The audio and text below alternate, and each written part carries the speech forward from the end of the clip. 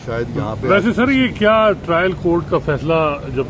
Supreme court के सामने भी नहीं था, हाँ, तो कल जिस किस्म के रिमार्क्स आए हैं तो क्या आप देख रहे हैं कि हाई कोर्ट की प्रोसीडिंग तो फिर मेरा ख्याल है उस पर असरअंदाज तो होगा कल की जो सारी प्रोसीडिंग कवर की हमने और जो ऑर्डर आपने पढ़ा होगा, कैसे देखते हैं आप? यहाँ पे आपका बड़ा ये अच्छा सवाल है कि ऑलरेडी जब मामला जो है अपील में ये सारा रिजॉल्व होना है तो यहाँ पे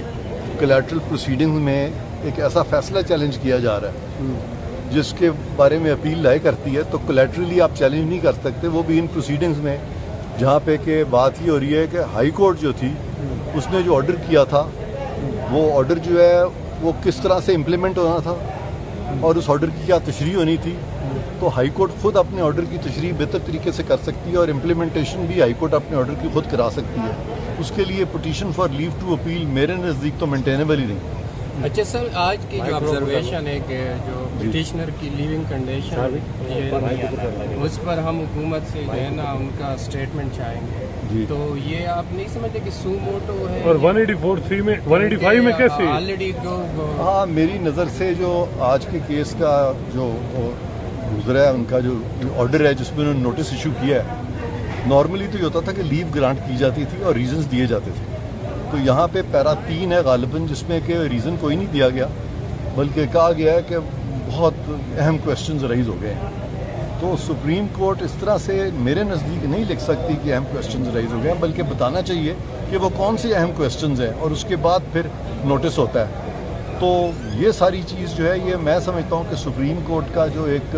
हमेशा से जो एक तरीक़ाकार रहा है उससे हट के ये बातें हो रही हैं। इसको ना मैं अच्छा कहूँगा ना मैं बुरा कहूँगा, ये मैं आप लोगों पे प्रेस पे छोड़ता हूँ कि आप इसको इससे क्या तासुर लेंगे। ये जो कंप्लीट जस्टिस की बात है कि जी हम 187 में कंप्लीट जस्टिस कर सकते हैं, और मेरा ख्याल है जो जिस किस्म रिपोर्ट मांगी गई है ये भी वही है कि जी 187 को हम रेफर करके इस केस को सुन रहे हैं, तो क्या आप कैसे देख रहे हैं? आर्टिकल 187 को कुछ जज साहिबान ने इस तरह से इस्तेमाल किया है जिस तरह वो कहते हैं ना, हाथी के पाँव में सबका पाँव। तो 187 को हाथी बना दिया कि जो मर्जी ऑर्डर कर दें।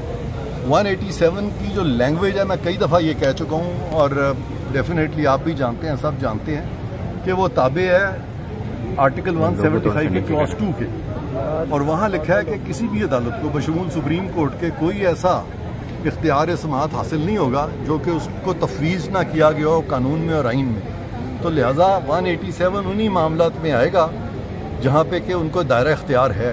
लेकिन ये जो था, जिस तरह साकिब साहब थे वो उन मामलात में चले जाते थे जिसका कि ताल्लुक भी सुप्रीम कोर्ट से नहीं होता था, और वो 187 में गालिबन ओवर स्ट्रेच कर रहे थे। फिर उससे पहले भी कुछ जज साहिबान ने किया। तो ये जो 187 का जो एक इदराक कुछ जजों को हो रहा है वो आइन की मंशा ऐसे नहीं है। चीफ जस्टिस साहब की बंदयाल साहब जिस अंदाज में